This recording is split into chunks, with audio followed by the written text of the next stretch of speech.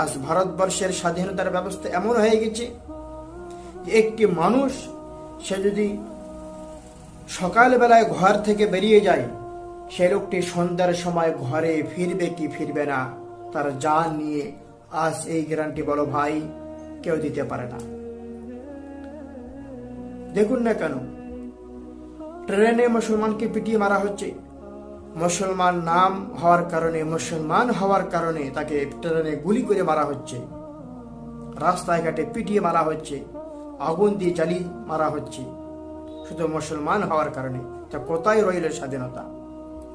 শুধু তাই নয়, একটি সুন্দরী যুবতী মেয়ে লোক সে যদি সকালবেলায় বাড়ি থেকে বেরিয়ে যায়, সেই মেয়েটি হিন্দু হোক, চাই খ্রিস্টান হোক, চাই আদিবাসী হোক, চাই মুসলিম হোক, যেই ধর্মের হোক না কেন, তার নিজের ইজ্জত নিয়ে সে ঘরে ফিরবে।